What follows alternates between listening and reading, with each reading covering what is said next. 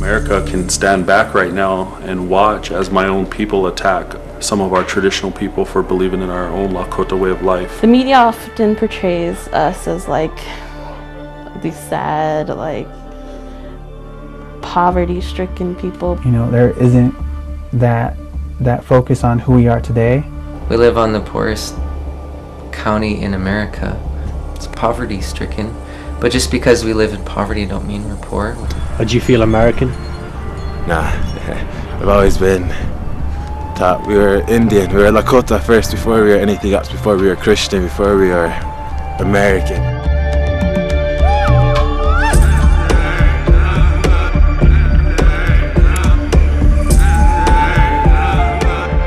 Okay, so I've just woke up in the Rosebud Reservation here in South Dakota. I'm on a beautiful ranch with lots of chickens and horses. I'm going to be spending a few days here sleeping in people's houses and in the Pine Ridge Reservation about 2 hours from here.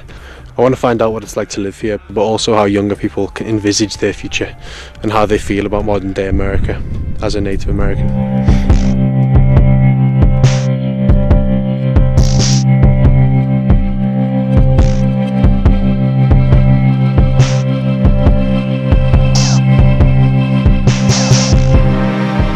Around here it's kind of hard because all the drugs and alcohol. So it's a very hard place to grow up in a lot of ways. The majority of people that are working on the res, you either work at the tribal office or IHS.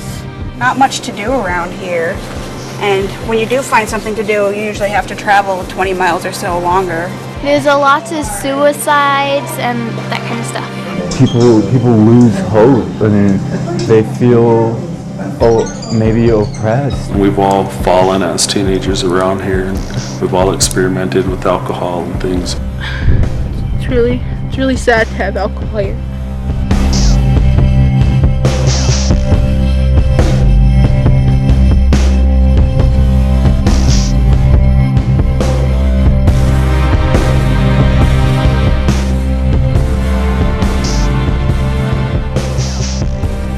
One thing about these kids here is they're survivors and they're fighters, and a lot of them are wanting change.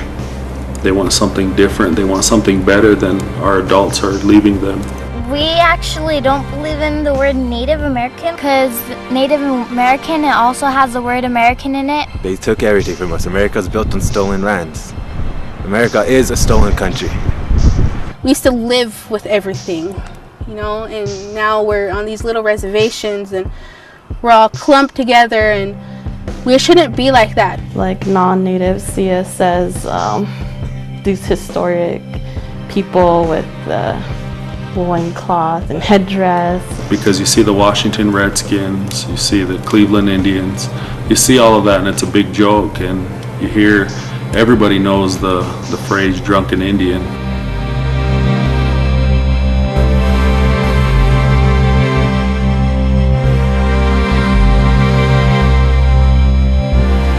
We may live in this really rough situation, and it's very real, but that there's hope and that our culture is alive still. I think it's important for us to have, for our young people to have role models and to see other people going out and doing big things and coming back to the reservation and showing them that there's other things that out there, and this is what we're doing, and you can do this too,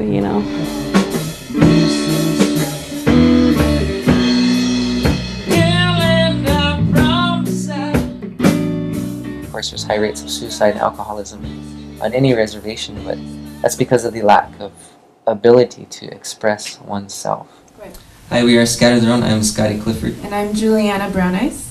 We recently just acquired a record deal out in Los Angeles, so that'll be fun. As much as we can do, and just to show children here at home that we really need to get away from the poor, pitiful, pissed off Indian. All that matters now is what we do for ourselves. I'm gonna need you to do something with Sunkala. I'm gonna need you to trust me. This film is an opportunity to give, our youth, our Native youth, kind of these heroes and heroines to look up to, I think that's something that I wanted when I was growing up, was to see someone like myself. You don't see a lot of Native characters kind of leading in mainstream movies. You know, in big blockbuster movies, it's always usually it's a predominantly white cast. I want to see our people thrive and not get caught up in what outsiders think we are and stereotype us as, but rise up and show the world what we can do, basically.